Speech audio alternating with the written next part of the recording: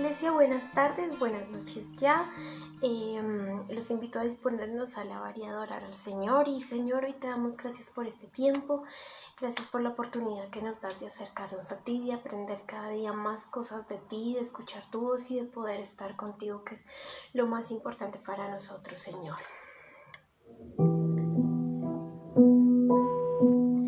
No sé lo que diste en mí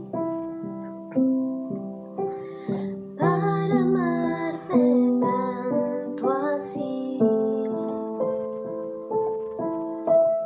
tanta paciencia, tanta misericordia, me hiciste deseable para ti. Me elegiste antes que dijera sí. Tanta gracia yo no puedo resistir. Me llamaste por mi nombre, me compraste con tu sangre, me hiciste deseable para ti. Llévame, Señor, a tus cámaras de amor, donde me enamoro más de ti. Llévame, Señor, dentro de tu corazón. Yo encuentro mi lugar en ti. Llévame,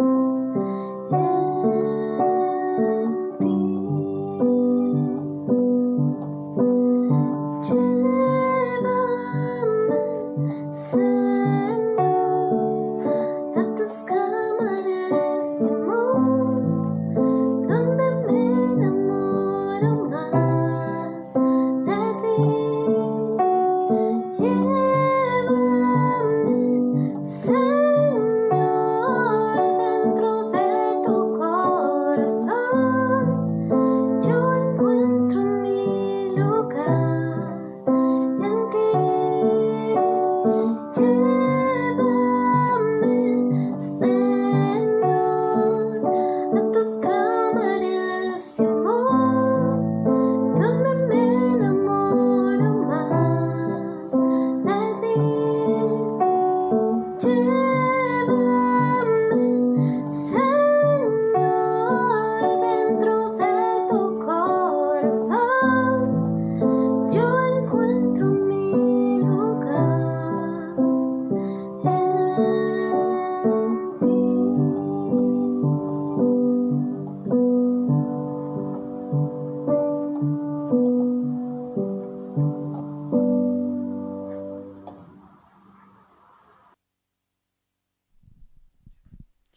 Muy buenas noches, iglesia. Dios los bendiga. Qué bueno estar otra vez con ustedes en esta noche de servicio.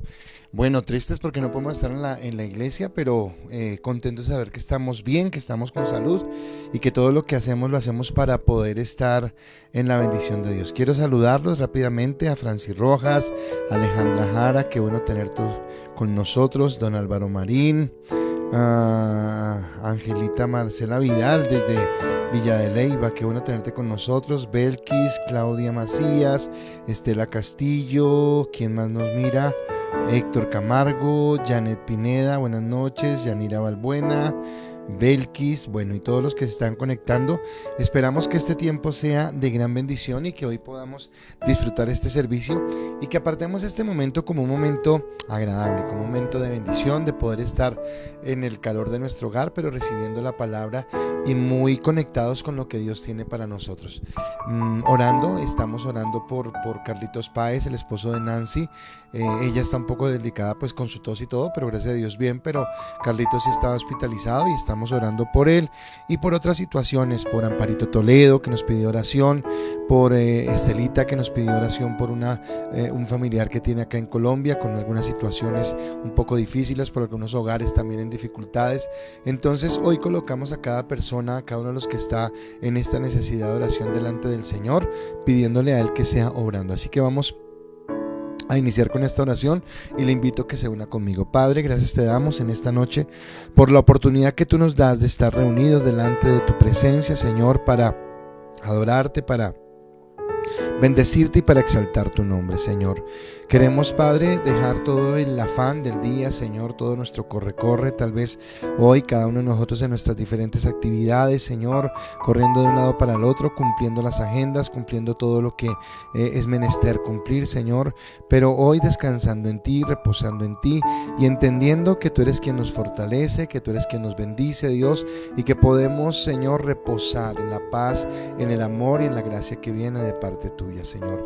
Yo te pido por todos los que están necesitando esta oración, Señor, colocamos a Carlitos delante tuyo, Señor, y declaramos, Jesús, que es tu sanidad sobre él, sobre sus pulmones, sobre su cuerpo, sus bronquios, Señor, y que tú le permites, Señor, ser restablecido totalmente, Padre, en este momento. Asimismo, Señor, oramos por cada persona que necesita esta oración, Amparo Toledo, Alexandra, Señor, todos, Glorita, todos los que necesitan esta oración, tal vez que no tengo en este momento en mi mente, pero que tú sabes quiénes son, Señor, y tú sabes qué necesitan, Padre. Te pedimos que tú los levantes y que tú los fortalezcas en la gracia, en el amor y en la bendición que viene de ti, y a ti te damos toda la gloria y toda la honra en el nombre de Cristo Jesús.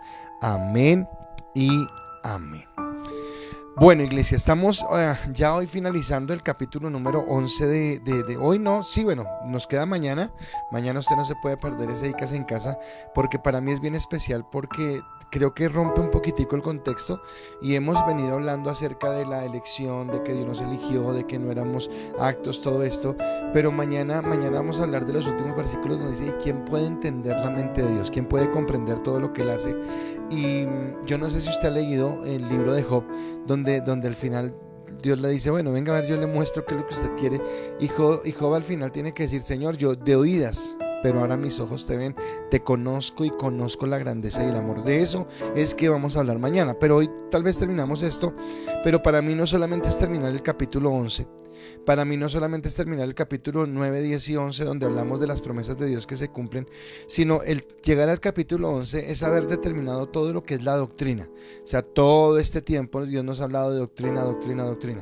A partir del domingo, capítulo 12, y nos quedan 4 capítulos, todo nos va a hablar es de cómo colocar en práctica esto, ya va a ser más práctico. Ok, todo lo que nos dijo Pablo en todos estos 11 capítulos, ¿qué tienen que ver con nosotros? ¿De qué se supone que tenemos que hacer? ¿Cómo podemos actuar? ¿De qué manera tenemos que empezar a actuar en ese contexto? Y a eso es a lo que nos está hablando, a lo que nos está llevando esta palabra. Pero por lo pronto vamos a terminar lo que el Señor ha iniciado en esta enseñanza.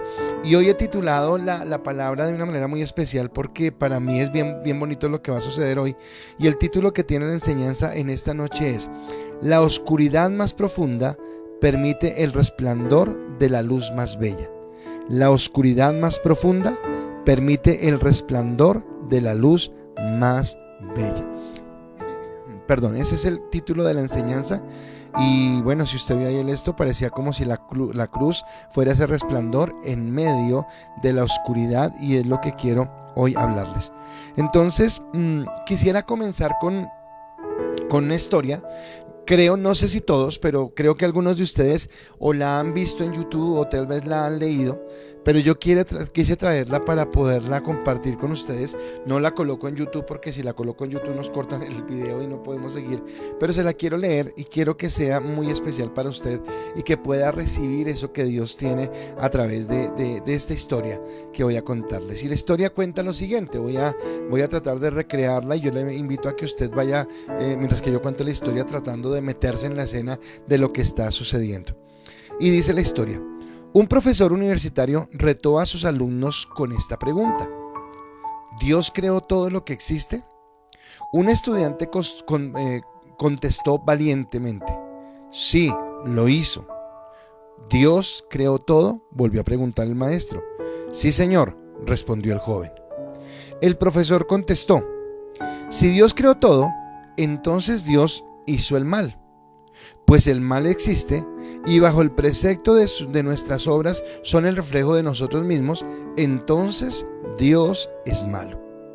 El estudiante se quedó callado ante la respuesta y el profesor, feliz, se jactaba de haber probado una vez más que la fe cristiana era un mito. Otro estudiante levantó su mano y dijo: ¿puedo hacer una pregunta, profesor? Por supuesto, respondió el profesor. El joven se puso de pie y preguntó: profesor, ¿existe el frío? ¿Qué pregunta es esa? Por supuesto que existe. ¿Acaso usted no ha tenido frío? El muchacho respondió: de hecho, señor, el frío no existe. Según las leyes de la física, lo que consideramos frío en realidad es ausencia de calor. Todo cuerpo u objeto es susceptible de estudio cuando tiene o transmite energía. El calor es lo que hace que dicho cuerpo tenga o transmita energía. El cero absoluto es la ausencia total y absoluta de calor. Todos los cuerpos se vuelven inertes, incapaces de reaccionar, pero el frío no existe. Hemos creado ese término para descubrir cómo nos sentimos si no tenemos calor. ¿Y existe la oscuridad?, continuó el estudiante. El profesor respondió: por supuesto.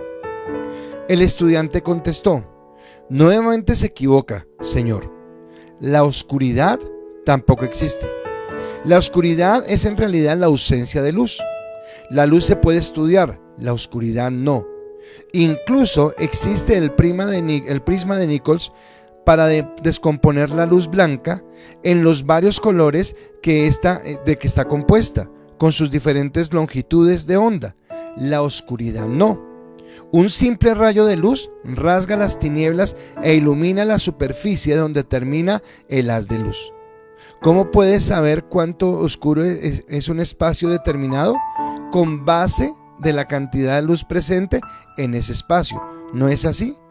Oscuridad es un término que el hombre ha desarrollado para describir lo que sucede cuando no hay luz presente.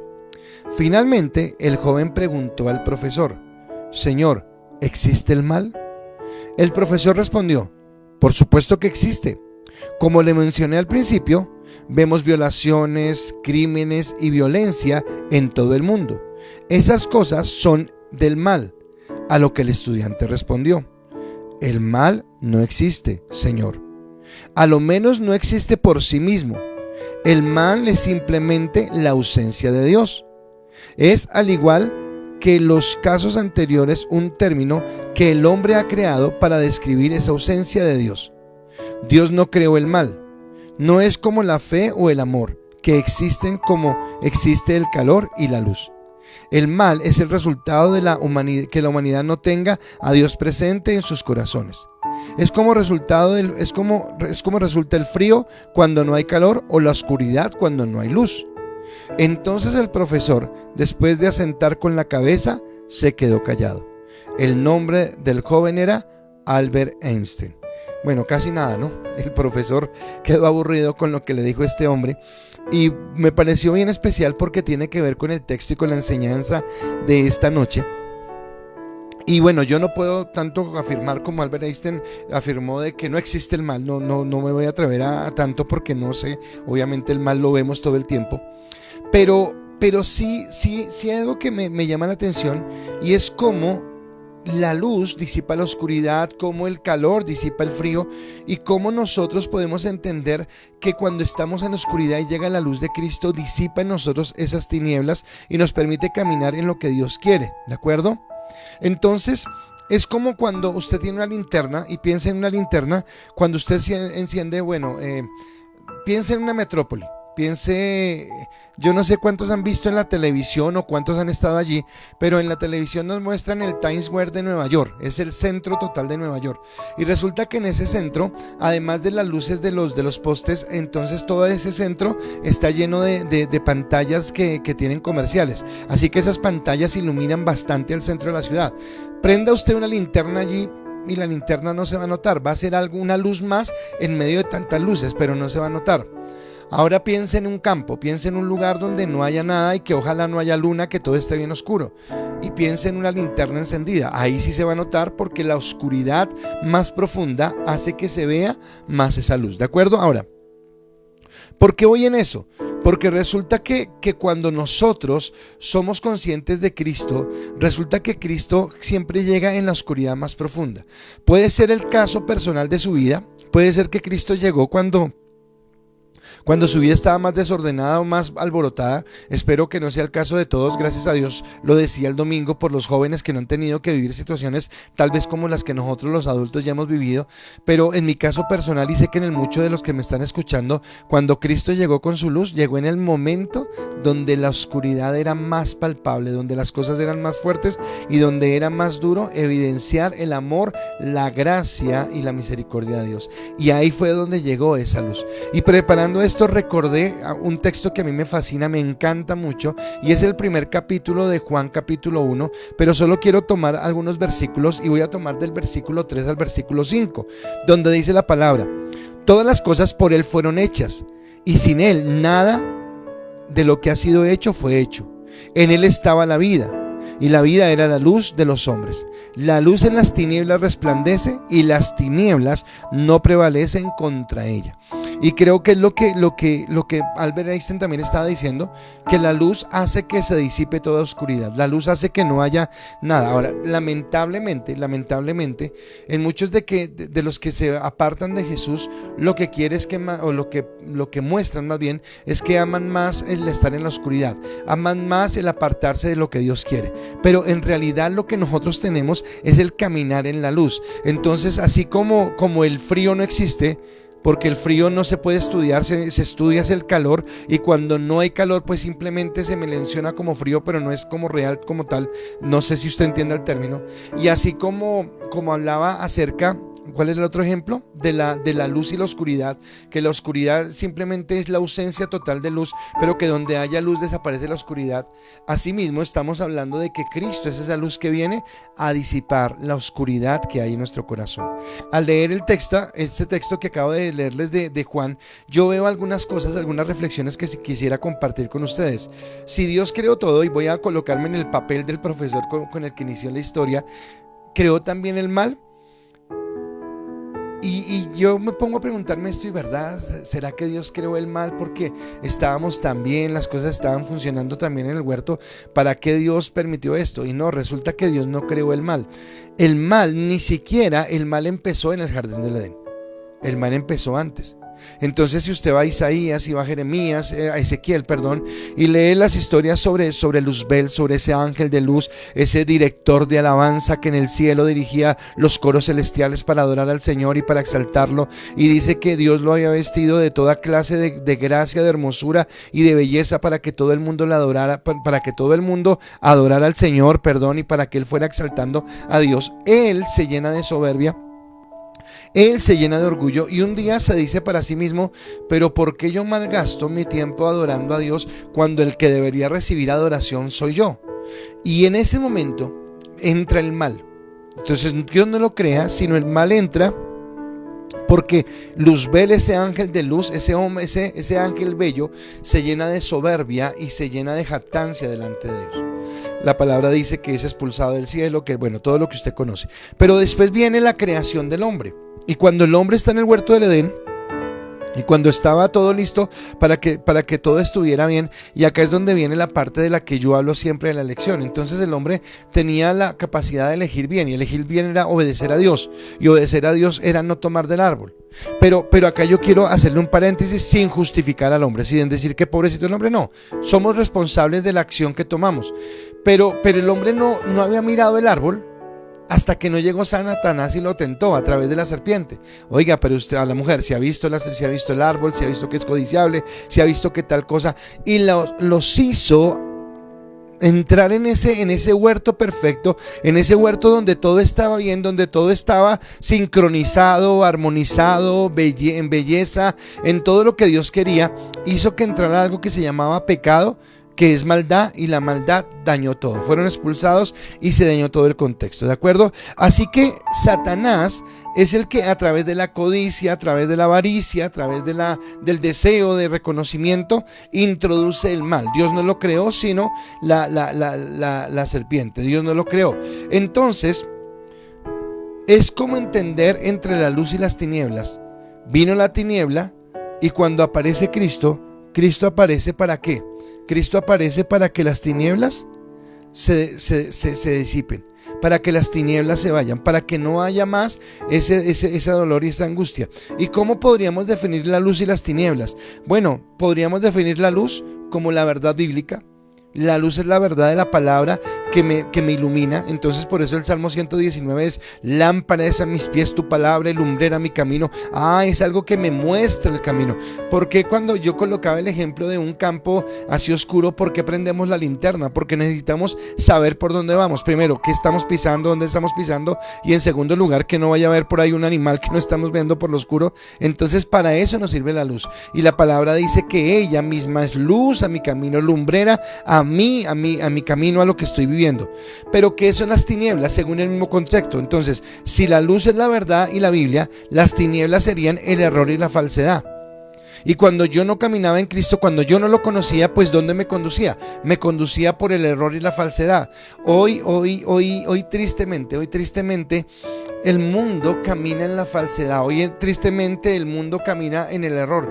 Y lo peor, yo no sé si usted comparte este pensamiento mío, pero a veces cuando miramos la sociedad, déjeme hacer dos paralelos. Primero, la pandemia. Voy a empezar con la pandemia. Hace ya más de un año, cuando en febrero, más o menos, marzo, principios de marzo, veíamos las noticias, yo les comentaba a ustedes que yo me miraba los titulares de las noticias y yo me sentía viendo una película de Hollywood.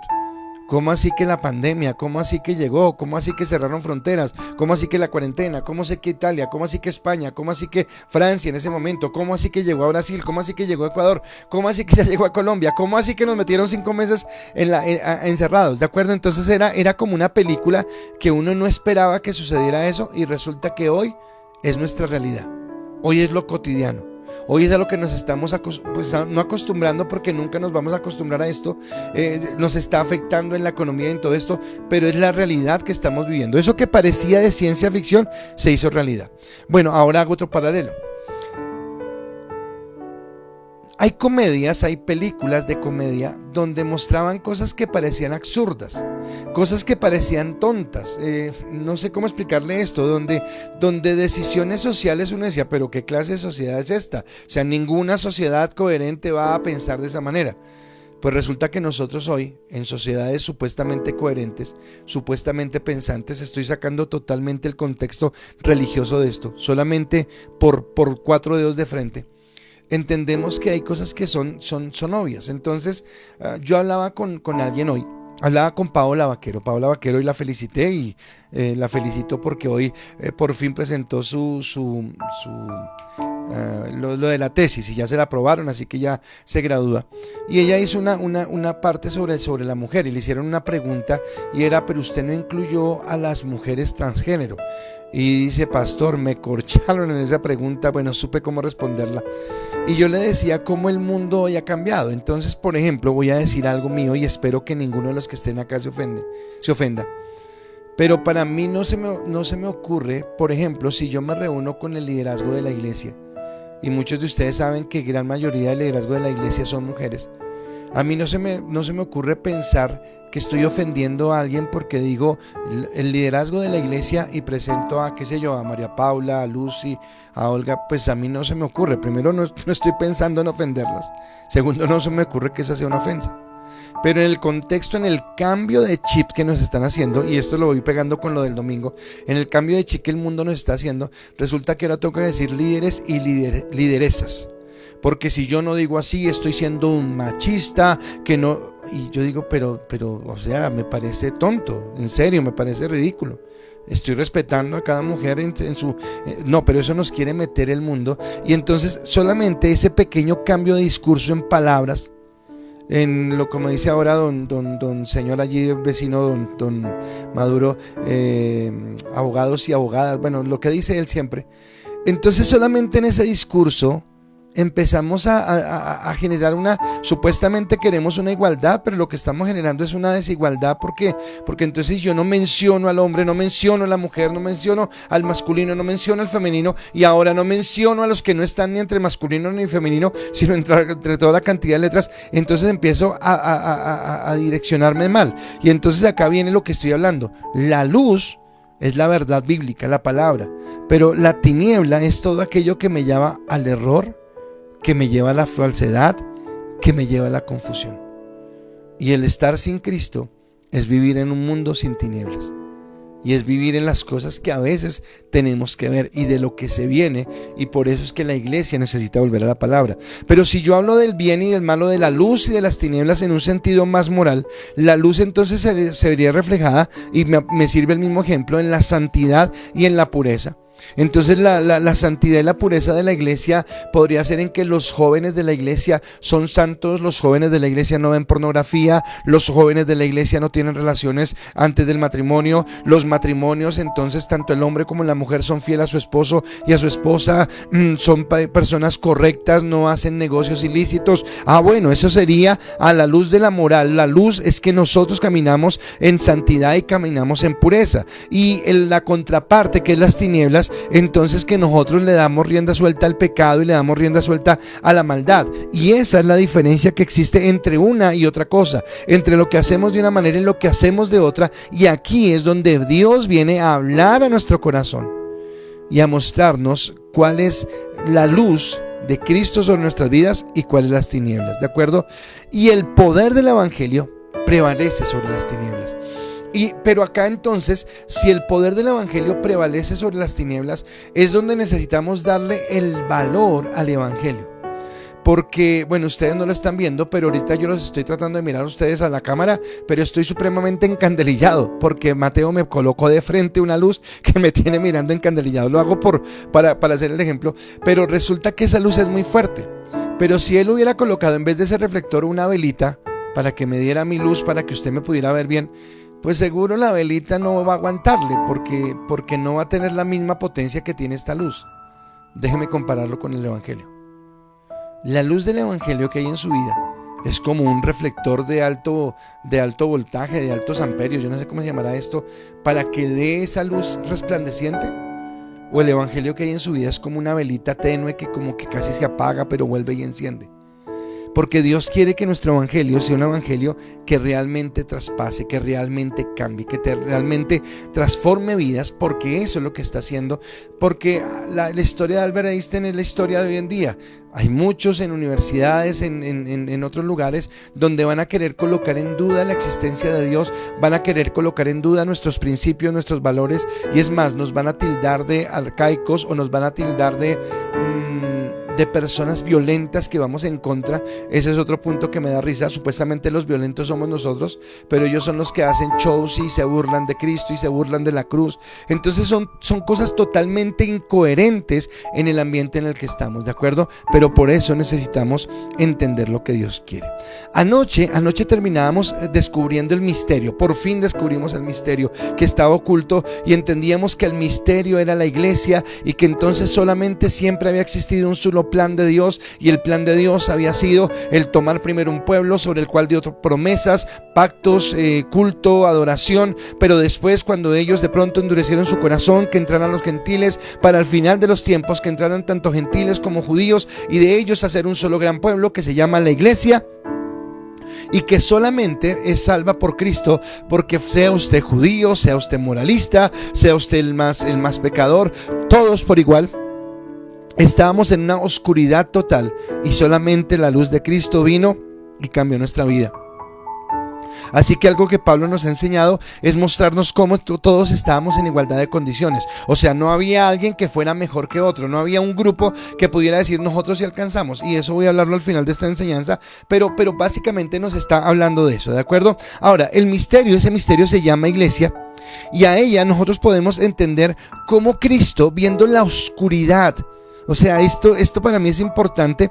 Voy a hablarle de Pablo, no, yo no voy a hablar de Pablo. Pablo va a hablar de su biografía, y ese que dice que era irreprensible en cuanto a la ley, va a reconocer que, oiga, no, espere, yo también estaba en oscuridad.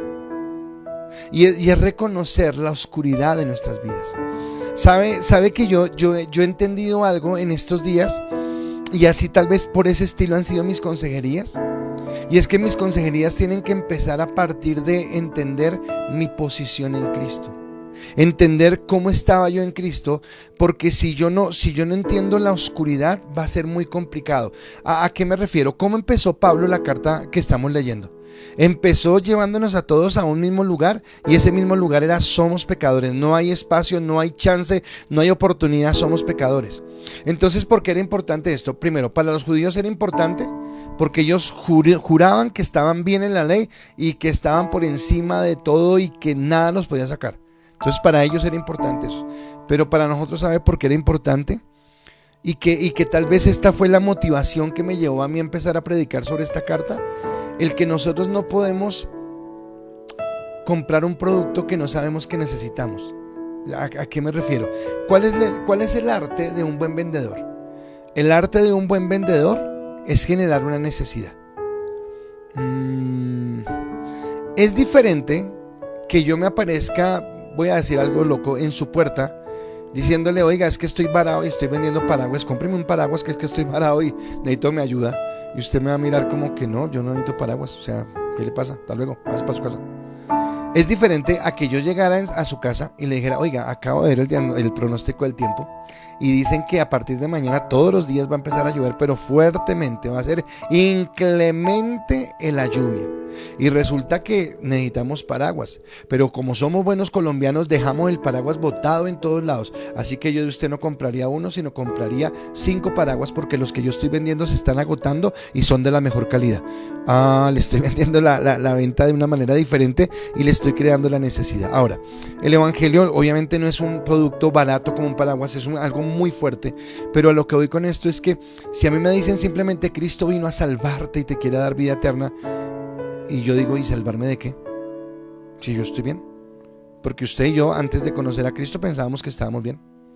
Entonces, ¿qué va a necesitar a Cristo si tengo plata, tengo fama, tengo trabajo, soy el más pilo, ¿de qué me está hablando?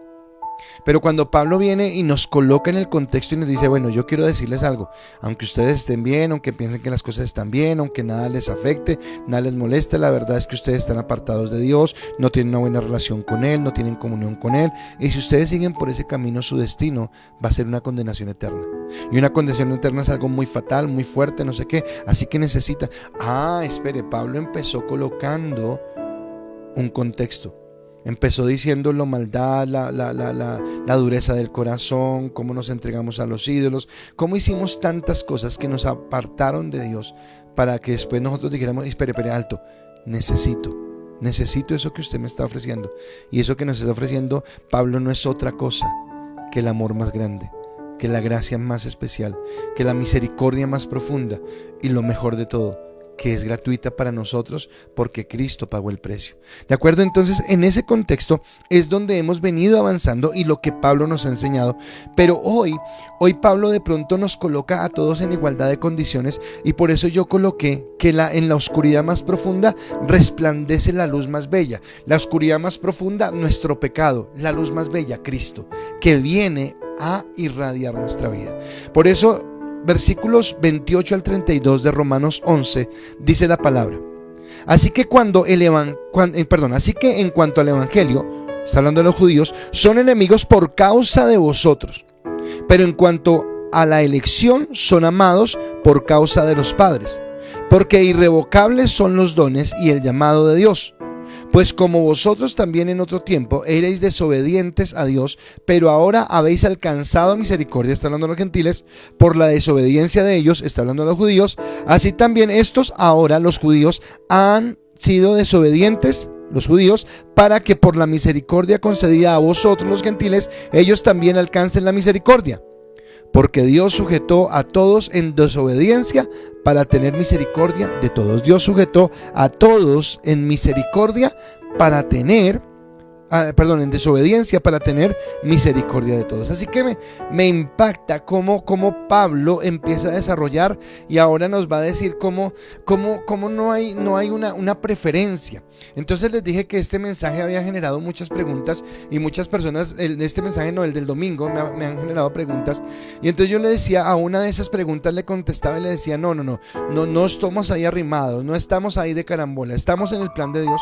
Lo que pasa es que en el contexto Dios había escogido primero a los judíos porque era parte del plan, pero no quiere decir que nosotros los gentiles no estuviéramos involucrados. Entonces ni los judíos nos pueden ver a nosotros como arrimados, ni nosotros nos podemos sentir ahí como acomodados. No, éramos parte del plan. Entonces, los judíos se constituyeron enemigos de Dios. Oiga, tremendo. Ahora, ¿qué los constituyó a ellos? Que eran el pueblo elegido, que eran la nación santa, el pueblo adquirido por Dios. ¿Qué los convirtió a ellos en enemigos de Dios? Simplemente el rechazo del evangelio. Simplemente que ellos no quisieron reconocer a Cristo como el Mesías. Entonces Pablo nos lo explica al principio del capítulo 10, porque Pablo como que, déjeme parafrasear a Pablo, como que dice, venga, pero son buena gente, en serio, esa gente quiere agradar a Dios. Lo que pasa es que el detalle es que no quieren aceptar a Cristo, pero ellos se esmeran en cumplir la ley, en hacer las cosas bien. Ay, pero esa dureza de corazón. Pero resulta que esa dureza de corazón, alguna vez le escuché a un pastor que decía, el infierno está pavimentado de buenas obras. El camino al infierno está pavimentado de buenas obras. Así que nos está hablando acerca de que por más que pretendamos en nuestra propia capacidad ser buenos, no lo vamos a alcanzar. Y cuando yo desconozco a Cristo, estoy desconociendo o estoy colocando en riesgo mejor mi boleto a la salvación, mi boleto al reino de los cielos, mi boleto a caminar en la gracia de Dios. Así que ellos se constituyeron enemigos por esta razón, ¿de acuerdo?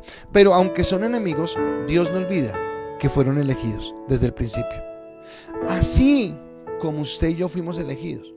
Porque entonces, ¿cómo le demuestro yo a usted que usted no es arrimado, sino que usted también estaba en el plan? Bueno, sencillo, judíos, porque Abraham fue escogido, fue apartado y tomado para empezar la nación judía. Listo, pero yo que no soy judío, bueno, Efesios capítulo 1 versículo 3 en adelante, que Él nos escogió en Él desde antes de la fundación del mundo. Así que hay un paralelo en el que yo puedo entender que Dios me tenía apartado, en el que yo puedo entender que Dios tenía un propósito con mi vida, en el que yo puedo entender que Él sabía que yo iba a caminar en su gracia, que iba a caminar en su amor, que iba a caminar en su misericordia e iba a alcanzar el amor de Dios. De acuerdo, no fue al principio, porque al principio escogió, ayer les explicaba, primero unos muchos años antes de que llegara Abraham, después llegó Abraham y se centró solamente en Israel, pero viene Cristo, empieza la iglesia y se centra en todos los gentiles, aunque guardó el remanente de los judíos. Ahora, ellos recibieron las promesas y acá viene la importancia de los judíos para nosotros.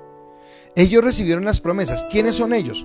Abraham, Isaac, Jacob, más adelante Moisés, más adelante David. Ellos recibieron las promesas. Pero usted no puede olvidar que en esas promesas que ellos recibieron, nosotros estábamos vinculados desde el principio. Y haré de ti una gran nación, y en ti serán benditas todas las naciones de la tierra. Así que estaban incluidas. O sea, si Israel no sale como pueblo, si Israel no empieza a vivir, resulta que no solamente no se cumplen las promesas de ellos, sino que tampoco se cumplen las promesas para nosotros. Por eso, todos estos 3 capítulos hemos insistido una y otra vez, las promesas de Dios se cumplen. Se van a cumplir en Israel, se van a cumplir en los gentiles. ¿Por qué? Porque Dios es fiel. Pero muchas de las promesas que están incluidas para los gentiles fueron dadas a los judíos, aunque ellos no los entendieran, aunque ellos no los discernieran. Recuerda que ayer hablábamos de que el libro estaba sellado, ellos no lo entendieron, pero ahora se descubre el secreto, es lo que estamos hablando, y eso es de lo que nos está hablando la palabra. Entonces, es para todos. Ahora, ¿podemos entonces confiar en las promesas?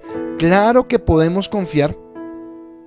Porque esas promesas actúan a favor de los judíos, pero también actúan a favor nuestro. ¿Y por qué actúan? ¿Porque nos portamos bien? No. Nadie se portó bien. Ni los judíos se portaron bien, porque ellos invalidaron el pacto del Sinaí por haber transgredido la ley. Ni nosotros nos portamos bien, porque por estar apartado del pacto caminamos en la dureza de nuestro corazón, en nuestra concupiscencia, en nuestras blasfemias, en nuestro orgullo, en nuestra vanidad, en nuestra inmoralidad, y todos, unos y otros, estábamos apartados de la gloria, de la gracia de Dios. Pero entonces, ¿por qué podemos confiar en las promesas de Dios? Por Dios, no por nosotros. Y esto lo lleve y ahora usted a amar a Dios, a amarlo con un amor intenso, amarlo realmente, porque cuando nosotros estamos muertos en los delitos y pecados, cuando no teníamos esperanza, cuando andábamos sin ley y sin Dios, Él nos vino y nos tomó. Él vino y se acercó a nosotros. Él vino y nos llevó de la mano, así mismo como lo hizo con los judíos. Si usted mira a Abraham, no era el dechado de virtudes. De Isaac no habla tanto la palabra. Jacob tampoco lo era. Y muchos de los que siguieron de adelante cometieron una y otra vez errores, así como nosotros los hemos cometido. ¿Es esto una justificación para seguir pecando? No. Ayer decíamos que Dios quiere de nosotros la santidad. Ayer decíamos que Dios quiere de nosotros una vida transparente. Ayer decíamos que Dios quiere de nosotros una vida contra cultura. Eso es lo que Dios está demandando de nosotros. Pero la verdad es que los pactos, las promesas que se van a cumplir tanto en los judíos como en los gentiles, no se cumplen porque nosotros los merezcamos. Se cumplen en primer lugar porque fueron las promesas que Dios le había dado a los padres. Entonces se le dio las promesas a Abraham, porque lo llamó a su amigo, porque le creyó a Abraham y le fue contado por justicia. Porque le dio a David una promesa y le dijo: David, por cuanto tú tienes un corazón conforme a mi corazón, escúcheme esto. Usted y yo conocemos las salidas en falso que tuvo David. Betsabé, un fracaso en su familia, un día se llenó de orgullo y censó el pueblo. Mas sin embargo, a pesar de estos errores, la palabra registra y habla de que David era un hombre que tenía un corazón conforme al corazón de Dios. ¿Por qué? Porque Dios miró en misericordia, porque Dios miró en amor. Mas no quiere decir que David no se hubiera equivocado. No quiere decir que Abraham no se haya equivocado. Fue su misericordia. Pero las promesas que Dios le hizo a ellos no se basaron en lo que ellos hacían, sino en la palabra de Dios, en el Dios inmutable que tenemos. Las promesas que nos hizo a nosotros no se basan en nosotros, se basan en la inmutabilidad de Dios. Dios no cambia. Dios es el mismo, y por eso nos ha dado el Espíritu Santo, lo hablábamos ayer también, para que ahora la ley esté en nuestros corazones, para que ahora podamos vivir en ella y para que podamos entender que el Dios el que tenemos no vamos a poderlo decepcionar nunca. O sea, yo no sé si usted entienda esto. Obviamente recuerde que ayer hablábamos de que podemos llegar a ser, ayer o el domingo, no recuerdo, podemos llegar a ser cortados, podemos llegar a ser arrancados. Sí, el domingo hablábamos de la severidad de Dios, podemos llegar a ser arrancados. Entonces no abusemos de eso. Entonces yo decía, no provoques la severidad de Dios. Pero la verdad es que lo que vivimos es la bondad de Dios. Lo que vivimos es su amor, su gracia, su misericordia, que nos levanta, que nos fortalece y que nos bendice. Ahora vamos a nuestro segundo punto. ¿Y cuál es mi segundo punto? Mi segundo punto es: solo Cristo ilumina la vida del hombre. Entonces yo quiero que usted le preste atención a la diapositiva, y entonces por eso la cruz es como un rayo de luz, porque solamente la vida de Cristo, solamente Cristo ilumina la vida del hombre. ¿A qué me refiero con esto? No es tu buena religión, no son tus buenas obras, no son tus buenas intenciones, no es el que tú pertenezcas al pueblo judío, no es que tú tengas más, perdóneme como utilizamos nosotros el término, más vara con Dios porque hiciste algo especial para que te hiciera sobresalir sobre otra persona. No, todo lo que tenemos le pertenece solamente a Dios, y nosotros hemos alcanzado la gracia del Señor, pero la gracia del Señor vino a nosotros por algo, un motivo, y ese motivo se llama misericordia. Y misericordia, yo quisiera explicarle el término misericordia con un ejemplo para que usted lo entienda. Entonces la oveja se le perdió al pastor. No se dio cuenta a qué horas, dio un giro inesperado, estaba en las cumbres, estaba en algún lado, y la oveja entró y miró y ya no encontró el redil y empezó a balaar y empezó a angustiarse y se perdió la oveja. El pastor en misericordia va y la busca. ¿Recuerda la parábola de las 99? Que dejó a las 99 para buscar a la que se había perdido. Pero en el contexto de misericordia, no es que llega y entra de una vez y la agarra y la lleva, porque la oveja es un animal temeroso, puede quedar ahí con un paro cardíaco porque no está acostumbrada a esas relaciones explosivas. Entonces lo que hace el pastor es como que colocarse en el camino de la oveja, para que cuando la oveja caminando buscando al pastor lo encuentre y la oveja piense: oh, qué bueno, encontré al pastor. Pero no fue así en realidad. La oveja no encontró el pastor. De antemano, el pastor ya había encontrado a la oveja. Y esa es misericordia. Porque tú y yo nos perdimos y andábamos en caminos equivocados. A nuestro juicio, a nuestro modo de pensar, a nuestra evaluación de las personas, de las situaciones, unos más perdidos que otros, unos más en pecados, en arrogancia, en qué sé yo, otros menos pecadores. Ese es nuestro querernos justificar delante de Dios. Pero la verdad es que todos estábamos perdidos. Y independiente de lo que usted estaba haciendo, estaba perdido, estaba sin el pastor, estaba alejado del rebaño, no tenía esperanza. Sea lo que estuviera haciendo, sea muy bueno, sea muy malo, sea lo que sea, estaba apartado. Pero ¿quién te encontró en el camino? El pastor. Y Él tuvo misericordia. Y cuando Él tuvo misericordia de ti, te llenó de la gracia. Y hoy tú puedes sentirte amado, puedes sentirte especialmente bendecido, porque Él te encontró en su misericordia. Y entonces mostró su amor a una humanidad perversa, a pesar de. Recuerda que también he hablado de ese amor a pesar de. Entonces, Olguita creo que es la que más repite esta palabra, pero creo que debería ser la palabra de todos nosotros. ¿Qué vio Dios en nosotros para que nos amara? Y siempre cuando leo el comentario de Olguita repito y digo: no sé qué vio Dios en nosotros. Pero permítame pensar por un momento humanamente, pensando como Dios. Suena como chistoso, ¿verdad? Humanamente, como si fuera Dios. Dios es Dios, nosotros somos humanos.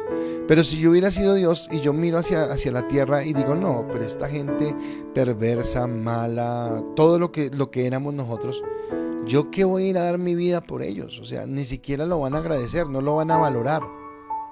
Mas gracias a Dios, Él es Dios y no es nosotros, no es como nosotros, ni piensa como nosotros. Él fue a la cruz, y escúcheme, cuando era totalmente imposible. Para usted y para mí era totalmente imposible. No había forma, no había precio, no había sacrificio, no había obra, no había acción que lo pudiera usted llevar a Dios. Él vino, y todo lo que para usted y para mí era imposible, Él lo hizo por nosotros en la cruz del Calvario. Y aunque éramos una generación perversa, y aunque éramos la iglesia, porque la humanidad sigue siendo esto, y entre más pasan los días, más perversa sigue siendo la humanidad. Pero aún de esa humanidad perversa, aún de esa humanidad corrompida, de esa humanidad que tiene endurecido el corazón, recuerde que Dios no va a permitir que Israel se convierta hasta que la plenitud de los gentiles llegue. Así que de allá Dios sigue sacando personas, Dios sigue rescatando, y nuestro deber es orar por esas personas, es traer a esas personas, es clamar por ellas para que Dios obre en sus vidas algo especial, ¿de acuerdo? Pero a pesar de, Dios siguió amando. Ahora, sí, es Dios de amor, también es fuego consumidor, ya lo hablamos.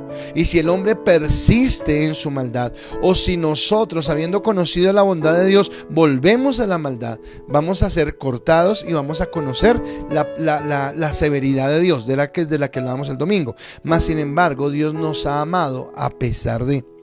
Y Pablo lo explica con su propio testimonio, y acá es donde yo quiero que usted entienda cómo Pablo, aquel que se creía irreprensible en cuanto a la ley, cuando recibe la revelación del Espíritu Santo, él dice: caramba, yo estaba mal también. O sea, yo no era tan bueno como pensaba. No era tan justo como pensaba, no estaba tan cerca de Dios como yo pensaba. Así que Pablo habla de este testimonio en su carta a Timoteo, la primera carta, en el capítulo 1, versículo 12 al 14. Primera de Timoteo 1, del 12 al 14, y dice la palabra: Doy gracias al que me fortaleció, a Cristo Jesús nuestro Señor, porque me tuvo por fiel, poniéndome en el ministerio, habiendo yo sido antes blasfemo, perseguidor e injuriador, mas fui recibido a misericordia, porque lo hice por ignorancia, en incredulidad. Pero la gracia de nuestro Señor fue más abundante con la fe y el amor que es en Cristo Jesús. Ahora, por un momento usted recuerde a Saulo de Tarso. Capítulo 9 de Hechos. Respirando aún amenazas en contra de los caminos les llamaban a los cristianos, y buscó cartas para encarcelaros. Antes de ese capítulo, en el capítulo finales del capítulo 7 creo que es, o principios del capítulo 8, está diciendo que cuando apedrearon a Esteban, la ropa de Esteban la colocaron a los pies de Saulo de Tarso, y él consentía en que lo estuvieran apedreando. Él decía: bien hecho, eso le pasa por ser cucaracha. ¿Cómo se va a ir a poner a predicar este evangelio que va en contra de nuestros principios, que va en contra Así que Saulo de Tarso lo hacía, y ahora Saulo de Tarso está buscando cartas, ¿de acuerdo? Pero cuando él está buscando cartas y él se cree irreprensible, y él cree que tiene la verdad absoluta, y él cree que ha ganado el cielo porque su actitud es intachable, porque su actitud es correcta, porque él tiene todo lo mejor, resulta que en el camino un resplandor ¿de qué? De luz. La luz llega a cortar ¿qué? La oscuridad. La luz llega a cortar las tinieblas. Ese rayo de luz, que es Cristo en su vida, viene y lo bota al suelo, lo bota al piso.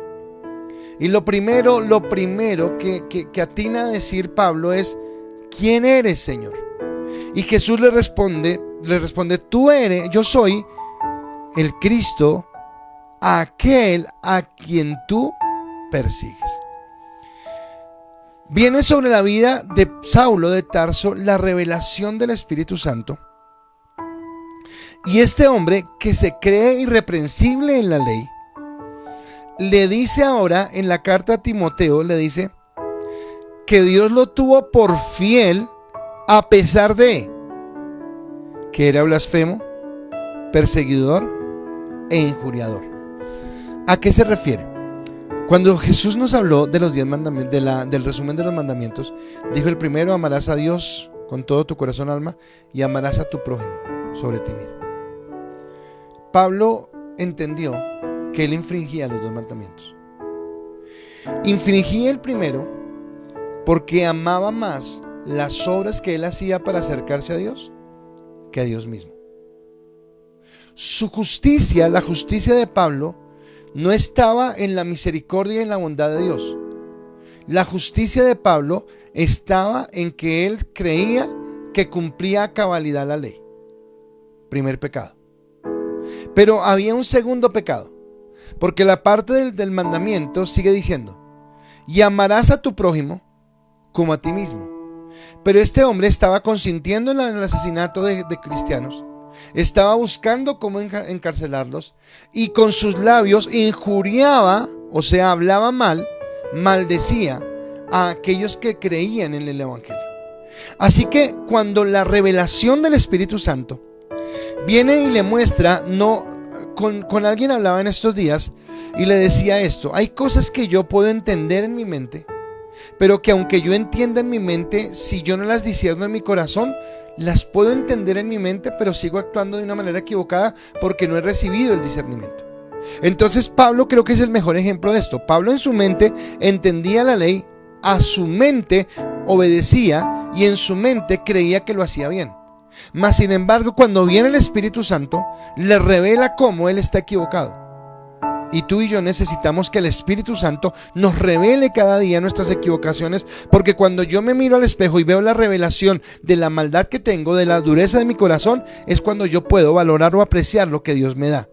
Y entonces ahí dice él: ahora entiendo que yo no era tan bueno, que yo también estaba en pecado. Pablo lo está diciendo, que yo también estaba apartado, pero Dios me tuvo por fiel.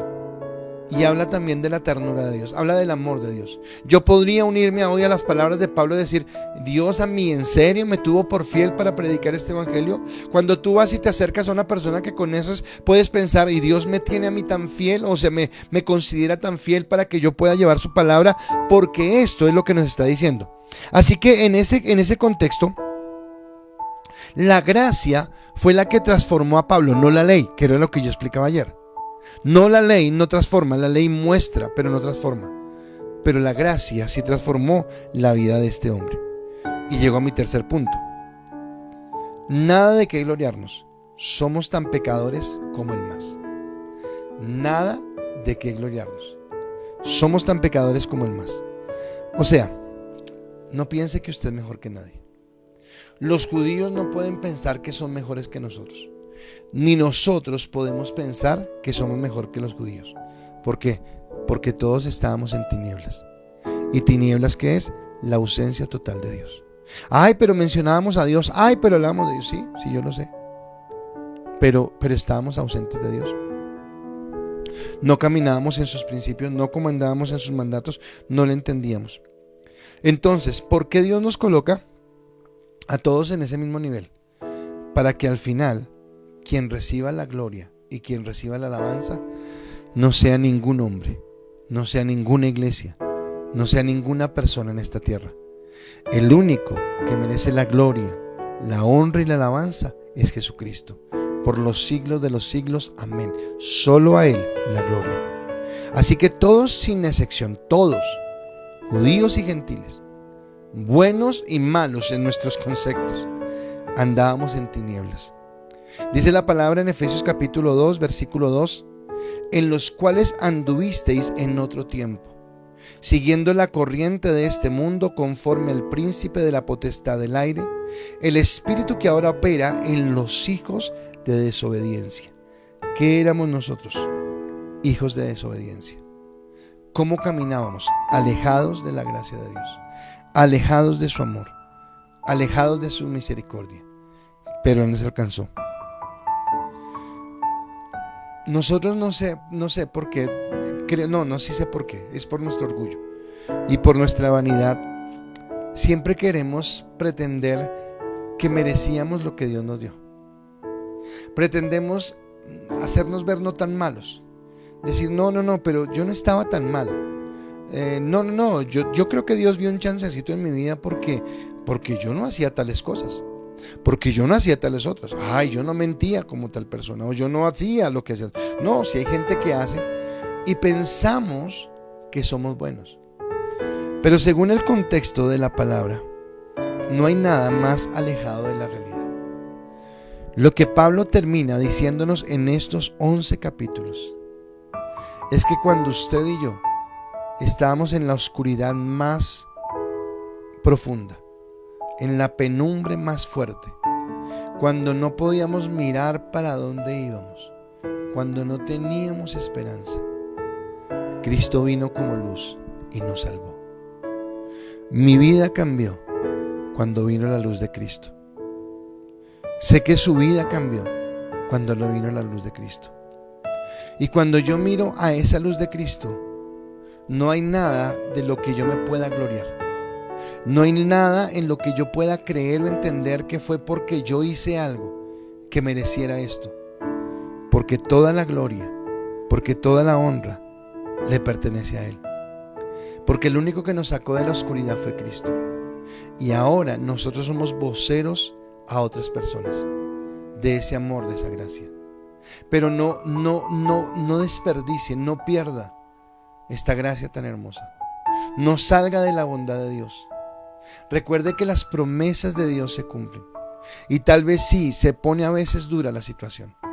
Tal vez por ser cristiano, tal vez por caminar en santidad, tal vez por apartarse del pecado, va a poder recibir críticas, va a poder recibir señalamientos. Es más, le voy a decir algo que yo he visto, porque lo he visto con mi vida, con mis ojos, lo he experimentado en mi propia vida.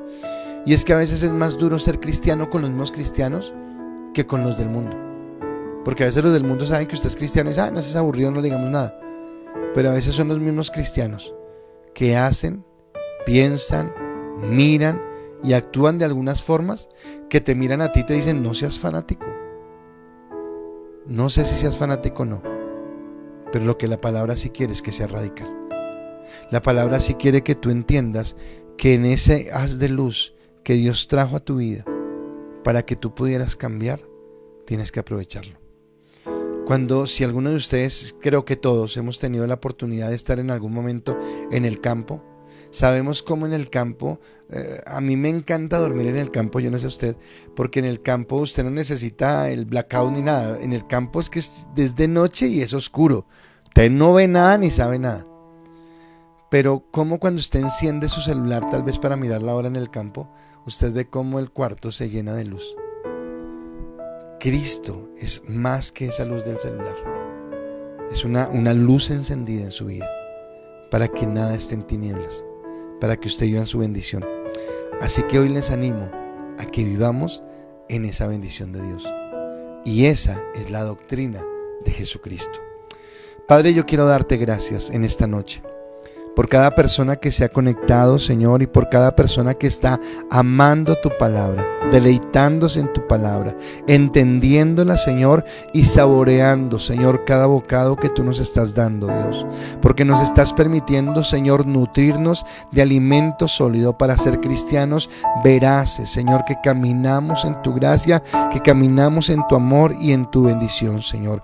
Hoy entendemos que tú nos has elegido a nosotros y que no hay nada de lo que nos podamos gloriar o alguien que se pueda gloriar por nuestra salvación, porque no dependió de ningún ser humano. A ti, Señor, toda la gloria, a ti toda la honra y toda la alabanza, porque tú eres digno de recibirla y de ser exaltado, Señor. Permite, Cristo, que tu luz ilumine nuestra vida. Señor, coloca en evidencia aquellas cosas que tal vez aún están en las tinieblas, para que viendo tu luz, Señor, podamos corregir, podamos enderezar el camino y caminar en tu gracia, Señor. Nada, Padre, de lo que podamos gloriarnos vale delante de ti. Somos pecadores, éramos pecadores, Señor.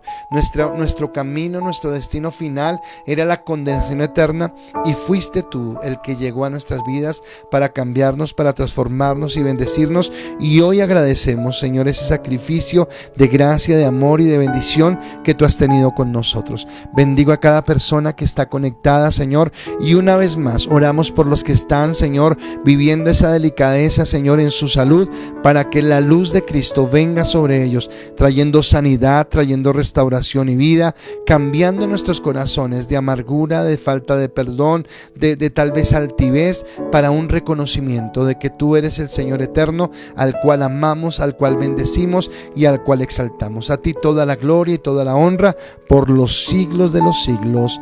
Amén y amén. Iglesia, gracias por estar allí conectados, gracias por estar con nosotros. Quiero invitarle a que por favor nos deje sus comentarios en el chat. Para nosotros es muy importante lo que usted nos diga y cómo está recibiendo esta palabra. Bendecir a todos los que son fieles con sus diezmos y sus ofrendas. Gracias porque ustedes nos permiten seguir adelante con la obra, nos permiten llegar a sus hogares anhelando, ansiando volver al templo, pero vamos a esperar en el momento justo, cuando todo esto calme. Vamos a estar orando por toda la situación, porque está muy fuerte, pero gracias a ustedes porque a través de sus diezmos y sus ofrendas nos permiten seguir adelante. Mañana 5 de la mañana, varones, por favor, no falten a nuestra reunión de hombres. Vamos a tener un tema especial que estamos iniciando, así que todos 5 de la mañana los esperamos. En la noche nuestro ICAS en casa, y ya le adelanté que el tema está potente, está poderoso para mañana. Viernes y sábados tenemos nuestros grupos de influencia, no falte, congréguese en su grupo. Los líderes, por favor, estén llamando a su gente para invitarla. Y el domingo nos vemos en el servicio por Facebook. Que sea un tiempo muy, muy, muy especial. Dios los bendiga. Gracias por estar cada noche allí conectados. Gracias porque ustedes nos permiten caminar en la bendición. Y bueno, seguimos adelante en nuestros ICAS en casa, nuestros servicios y nuestros servicios del domingo, en nuestras oraciones y también en grupos de influencia y escuelas. Así que bendiciones para todos y que tengan una feliz noche.